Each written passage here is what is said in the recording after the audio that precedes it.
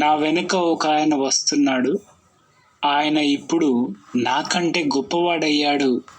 ఎందుకంటే ఆయన నాకన్నా ముందే ఉనికిలో ఉన్నాడు అని నేను చెప్పింది ఈయన గురించే.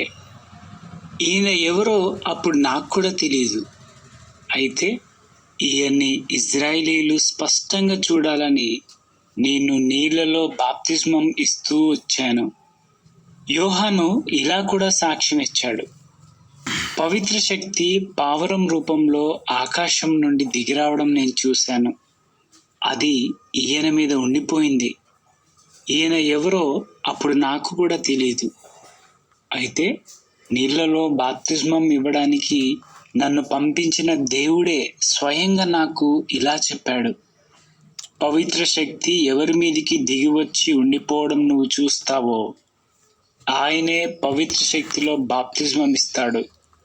నేను దాన్ని చూశాను. ఈయనే దేవుని కుమారుడని సాక్ష్యం ఇచ్చాను. తర్వాతి రోజు యోహాను తన 2 శిష్యులతో మళ్ళీ అక్కడ నిలబడి ఉన్నాడు. అప్పుడు యేసు అటుగా వెళ్తుండడం చూసి యోహాను, ఇదిగో దేవుని గొర్రెపిల్ల అన్నాడు.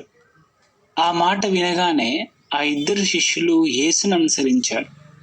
యేసు వాళ్ళ వైపు తిరిగి వాళ్ళు తన వెనుక రావడం గమనించి, మీకేం కావాలి అని అడిగాడు. అప్పుడు వాళ్ళు, రబ్బీ, ఆ మాటను అనువదిస్తే బోధకుడా అని అర్థం, నువ్వు ఎక్కడ ఉంటున్నావు అని అడిగారు. అప్పుడు ఆయన వాళ్ళతో, వచ్చి చూడండి అన్నాడు. కాబట్టి వాళ్ళు వెళ్ళి ఆయన ఎక్కడ ఉంటున్నాడో చూసి ఆ రోజు ఆయనతోనే ఉండిపోయారు. అప్పుడు దాదాపు సాయంత్రం 4 గంటలైంది.